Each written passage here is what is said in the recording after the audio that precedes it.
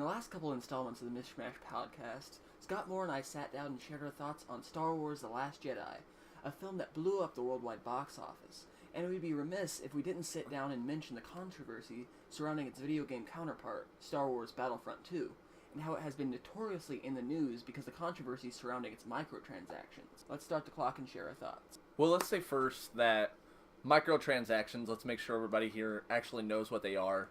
Just for those that don't play video games that are tuning in and listening to this, microtransactions are the equivalency of going into the game that you've already bought and then buying more content, which could be add-ons such as theme, which could be costumes or new hats. There should also be there should be a difference implied with the difference between microtransactions and, as I mentioned, downloadable content. Because, for instance, a lot of downloadable content where it's several hours of new material. Right. And whereas microtransactions seem to be almost a smaller details, little things like that. Usually not extensions of the game. Right. Usually it doesn't add any heartfelt part of the game. You might, in Destiny, buy a new gun or some new armor. You're not going to, in Destiny, buy a whole entirely new concept. You're not going to get a whole new storyline that you could play for 5 to 6 hours. You might buy a map and have a new area on Call of Duty, but you're not going to have a huge expansion with microtransactions. And that actually might be a little too big with the map thing on Call of Duty, because microtransactions are usually really minute. With it being explained, with us trying to convey what a microtransaction is, I guess the question that we're here to discuss today is it worth it? Is it adding something to the game? I think that, in a lot of sense, if we were talking about downloadable content in itself is fine, I think. For instance, one of my favorite examples of this is with Red Dead Redemption.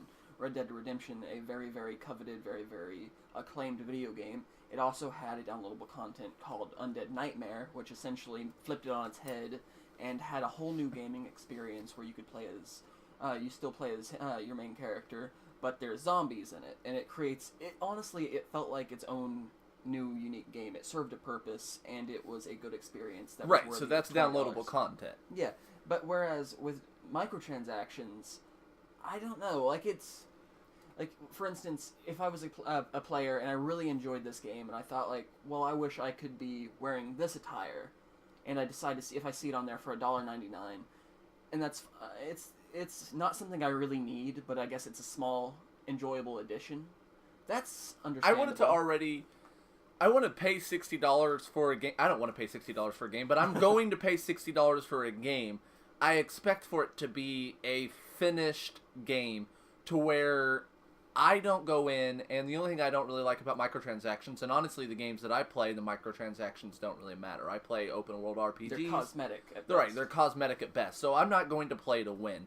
And that's what I don't like about them. So if you play a game such as Destiny where you're grinding, or Battlefront 2, which is equivalent to the kind of concept that Destiny is, it's a gun game where you are grinding, and if you don't buy these add-ons, you could be playing for 40 to 60 hours. That's a full game played, several games played if you're playing greats like Uncharted or something like that, and you're not getting anything except for a new gun, but this new gun now has made you the equivalent of somebody who's on level 30. So it really bugs me whenever you have that concept and someone who has been grinding playing the game actually trying to enjoy that $60 they already spent, and somebody else spends $65 and now is levels ahead of them because they were able to purchase these things. And that's an interesting point. I guess I don't really take it into account because I'm not much of an online player. I've never... Exactly. So if we don't play online games, it's not that big of a deal. So whenever I see it, and with most games that I play, it's not...